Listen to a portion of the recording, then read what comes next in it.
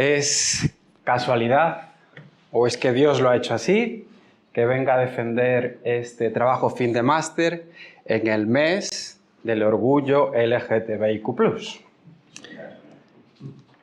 El contenido de este trabajo es este que se puede ver aquí. Sin embargo, por tiempo he tenido que adaptarlo y esto es lo que voy a intentar explicarlo de la mejor forma posible. Bien, ¿cuál es el problema y la pregunta de investigación? Hay una coeducación que se está introduciendo en las aulas y con ello los postulados LGTBIQ+ entre los niños. ¿Cuál es el propósito de este programa, de esta coeducación? ¿Cómo han de actuar los cristianos ante este nuevo modelo? Es lo que queremos investigar. Para ello hay unos objetivos. El general es describir los postulados LGTBIQ+, diré LGTB para ahorrarme unos segundos, en el sistema educativo público español. Y los específicos son aquellos que vamos a ver desde lo internacional hasta lo local. Si son preceptivos o si son facultativos. ¿Cómo podemos los cristianos responder ante posibles agresiones y también qué efectos puede haber entre la infancia y la juventud? ¿Se justifica este trabajo? ¿Por qué es relevante? Porque, como hemos dicho, estamos ahora mismo en el mes del orgullo LGTB. Esto significa que la Iglesia convive en una sociedad que acepta estos postulados. Se rechazan verdades absolutas, como la existencia de Dios o simplemente el sexo físico. Es original porque hasta el momento no se ha tratado esto desde el punto de vista evangélico. Es importante porque parece que estos postulados se están apropiando de la educación de los niños y he recopilado cierta información de investigaciones que me he tenido que limitar para defender que en las normas que se han creado no se han tenido en cuenta. ¿Cuál es la metodología? Pues es una metodología cualitativa, basada en 3 puntos. ¿Cuáles son estos postulados? ¿Qué normas los recogen e influyen en la educación? ¿Y cuál es el razonamiento moral cristiano que ha hecho la Iglesia? Toda esta información se ha sistematizado, se ha ordenado y se pone como una herramienta para que las iglesias puedan utilizarlo. ¿De dónde proviene esto? Pues aquí tenéis las fuentes. No voy a decir que me he dedicado a una parte u otra de una fuente en concreto, porque este trabajo recoge 370 citas que provienen de 123 fuentes bibliográficas y una serie de webgrafía que, por ser numerosa, he desistido de contarlo. También se abordan temas de soslayo, pero que creemos que van a suponer pues, unas futuras líneas de investigación. Bien, ¿cuáles son los resultados? Y es que los postulados LGTBIQ+ están desde el ámbito internacional, desde la ONU, la Unión Europea, España, en todo Occidente y también en el sistema educativo. Y no solamente a nivel de países, sino de comunidades autónomas, como es en el caso de España, y de ayuntamientos. Esto es lo que nos encontramos, que se enseña a los niños que son niños que pueden tener pene o niñas que tienen vulva, o niños que tienen vulva. Ahora, esto está dando lugar a transiciones en menores. ¿Y esto por qué ocurre? Porque se está leccionando a los docentes y a los alumnos. A los docentes a las personas que quieren ser docentes se les enseña en la universidad, en los másteres, en las oposiciones, la ideología de género y tienen que aprobarlo si quieren su plaza. Y a aquellos que ya son profesores se les da formación continua en ideología de género. ¿Y esto por qué ocurre? Porque se ha introducido la ideología de género en la política. Esto ocurrió en 2006 con los principios de Yogyakarta, una ciudad en Indonesia que da este nombre, porque unas personas vinculadas a la ONU establecieron una serie de directrices que no son vinculantes, pero que se utilizan en todas las normas. Deliberadamente se confunde sexo y género. ¿Qué es el sexo? Pues biológicamente ya sabemos que hay hombre o mujer. ¿Qué es el género? No voy a nombrar todas las fuentes porque están bien recogidas en el trabajo, pero el género es la construcción cultural que se hace para una determinada sociedad y según el sexo de la persona se le asigna unos roles. Y este concepto de género nos tiene que hacer pensar en distintas cosas, como la perspectiva de género, que es un concepto técnico de las ciencias sociales, para poder llegar al punto del origen de los roles de género. La ideología de género, que es como su propio nombre lo dice, es una interpretación ideológica de la perspectiva de género, y la disforia de género, que es el sufrimiento que padecen las personas que no se identifican con su cuerpo natal. Esto se refleja en las normas. Esta es la ley trans cuando fue aprobada, pero no es la única. A lo largo de los años se han aprobado 20 leyes LGTBI y trans vigentes en España, 18 protocolos educativos e instrucciones internas, y se ha creado una red local para que no se queden aislados los ayuntamientos, incluso el ayuntamiento de esta localidad pertenece a la red local 2030, para transmitir de forma transversal los postulados LGTB. ¿Qué ha hecho la Iglesia? En su conjunto no ha levantado la voz sobre esta materia. ¿Y por qué debería hacerlo? Porque todas estas normas tienden a afectar los derechos de presunción de inocencia, libertad de pensamiento, conciencia y religión, libertad de opinión y expresión, y el derecho que tienen los padres para elegir la educación y formación de sus hijos según sus convicciones, según su moral, según su religión. Vamos a hacer un repaso de los hitos LGTB en España. En 1978 se despenaliza la homosexualidad, y hago un paréntesis, opino que está bien, ninguna persona debería ser condenada por esto. 2005 se aprueba el matrimonio homosexual en España y se permite la adopción de niños por parte de estos matrimonios. 2007 se permite el cambio de sexo en el DNI, pero eran necesarios dos requisitos. El primero, tener un diagnóstico de disforia de género, y el segundo, haber llevado al menos 2 años de tratamiento hormonal. En 2009 se aprueba la primera ley trans en España, en Navarra, que esta es luego derogada con otra posterior. En 2017 aparece el programa Escolae, que ya explicaré en la siguiente diapositiva. La última ley autonómica aprobada fue en Castilla-La Mancha por unanimidad. Partidos de izquierda, centro y derecha votaron a favor de la ley. Y la ley trans, que esta anula lo que se aprobó en el 2007. Esta ley se crea con el argumento de despatologizar a la persona LGTB. Pero en su propio artículo 59 dice que la sanidad, el Ministerio de Sanidad debe velar por el abastecimiento para el tratamiento hormonal. Eleva el derecho a transicionar de los menores a interés superior del menor. Con esta y todas las demás se crean protocolos educativos en la que los profesores, cuando detecten de forma precoz indicios trans en los niños, tienen que activar el protocolo. Y lo pueden hacer sin el conocimiento o el consentimiento de sus padres. Y, según unos autores, ha llegado la inquisición, la censura, porque no se puede hacer terapias que no sean las de afirmación. Hacerlo sería incurrir en infracciones muy graves, cuya sanción son de hasta 150.000 euros, y en el caso, por ejemplo, de un psicólogo, que su despacho se ha cerrado durante al menos 3 años. Escolae, el programa que apareció en Navarra. Esto es la historia de Escolae, pero me quiero centrar en estas 2 últimas partes.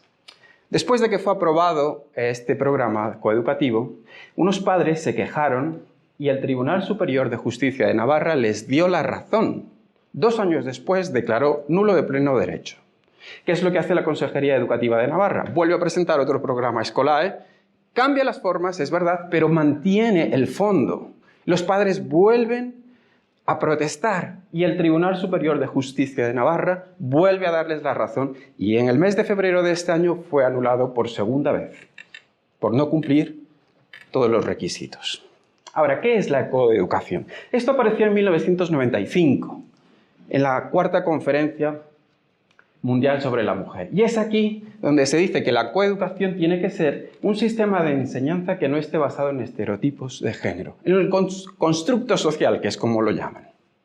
Bien, pero esto se ha secuestrado para enseñar diversidad de géneros. Ejemplos de la coeducación que hay en las aulas.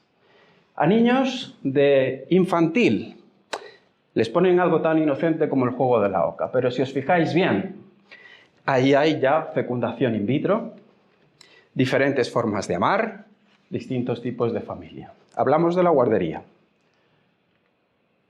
Primaria. Se enseñan cuentos como estos, de esta relación de dos niños de su primer amor.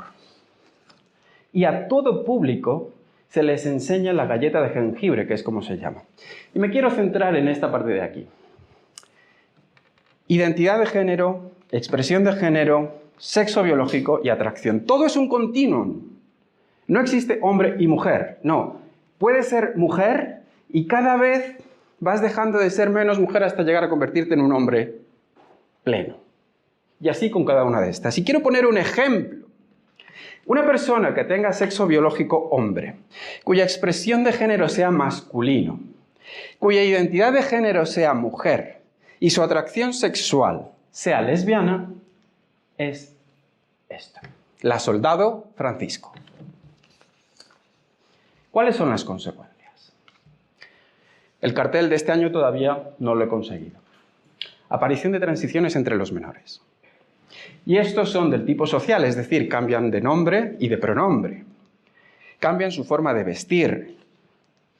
Hay una psicóloga que no le llama terapia de hormonación, sino directamente intervenciones farmacoquímicas. Que hay dos tipos, la de bloqueo natural del cuerpo, que se puede hacer desde los 8 años de edad en Madrid, y la cruzada, que es a partir de los 16 años. Intervenciones físicas, es decir, amputaciones de órganos. Legal, que esto ya podría ponerlo como en primer lugar, puesto que no se requiere absolutamente nada. Una persona que decida cambiar su sexo va al registro civil y pide el cambio, al cabo de 3-4 meses ya lo tiene. A estas personas se les invita a que hagan lo mismo para animar a otras personas a transicionar. Pero lo peor son las destransiciones. Hay un psiquiatra, creo recordar, en Stinsma, que dice que incluso las transiciones sociales, el cambio de nombre y pronombre, es una intervención significativa, que hay que tener cuidado. Y en el caso que haya amputaciones, es terrible, porque estas personas no han podido estar bien después de todo lo que han pasado. Y hay un caso en España, Susana Domínguez, esta adolescente gallega que a los 15 años no se le detectó su autismo, sino que se le dijo que tenía disforia de género, posteriormente le amputaron sus pechos, le amputaron su útero. Hoy se lamenta, ha denunciado al sistema de sanidad gallego.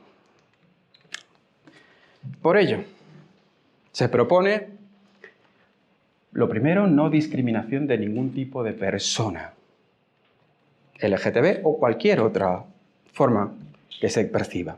Pero tampoco aceptamos su doctrina. Para esto, para llegar aquí, hemos hecho un razonamiento moral cristiano que consiste en dos partes. La primera es la reflexión, que es pensar que vivimos en una sociedad que tolera los postulados LGTBI en todos los ámbitos de la vida, en todas las áreas. Y segundo, una deliberación.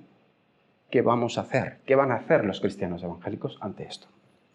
Para ello hemos utilizado las normas éticas y morales que están en la Biblia y que algunos autores dicen así. Vilas, la teología de género es volver a la Biblia en cuanto a la comprensión de la identidad, sexualidad, familia y educación. Ikoff, La transición de género comienza en el exterior, tratando de alinearlo con el interior de la persona, justo al contrario que lo que hace la transformación cristiana. Comienza en el interior y se mueve hacia el exterior. Smith: no hay alma que Dios haya creado independiente de su cuerpo y que luego lo haya puesto en un cuerpo y a lo mejor se haya equivocado. Alberry: la única alternativa a las relaciones LGTBIQ+, y aquellas heterosexuales fuera del matrimonio, es el celibato. Y también, según lo que dice Smith, tratar de borrar, disfrazar o vivir en desacuerdo con el sexo que Dios nos ha dado es contrario a su voluntad. ¿Qué podemos concluir? Es el Estado el que impulsa los postulados LGTBI en las aulas. Se ha secuestrado la coeducación y se han creado muchas normas, excepto en 2 comunidades, aunque ya se está planteando hacer, Castilla y León y Asturias, existen estas normas. De hecho, la Comunidad de Madrid tiene 2, ley LGTBI, ley trans. ¿Qué nos dicen? Que toda persona nace neutra. Ni es hombre ni es mujer. Por eso es importante enseñar ideología de género para que puedan descubrir cuál es su género entre más de 4.000 géneros según la lista LGTBA Wiki. Y como dato curioso, hay géneros incluso vinculados a los números. Es decir, que está el género 666 género, pero si no estás de acuerdo que el número de la bestia es el 666, está el 616 género. Los docentes se convierten en policías de género. Tienen que aplicar el protocolo sí o sí, de lo contrario serán expedientados. Y evidentemente se convierte a los menores que se les lleva por ese camino en pacientes crónicos, cuando son personas sanas, carentes de patologías. Los padres no pueden disentir, al contrario, se verían abocados a la disyuntiva de es mejor que tengas un hijo trans a un hijo muerto, porque se ha suicidado. Por esto los cristianos evangélicos tenemos que defender a nuestros hijos. Y para ello reivindicamos, como lo dice la Constitución en el artículo 103.1, pues una administración pública libre de ideologías. Y los centros de enseñanza son administración pública. Y otra cosa que podemos hacer es presentar en los centros educativos, en secretaría, bajo registro de entrada, la solicitud que ha creado el Departamento Jurídico de FREDE, que se llama Solicitud de Información Previa para garantizar la protección de derechos constitucionales. Quiero terminar con un versículo de Jesús.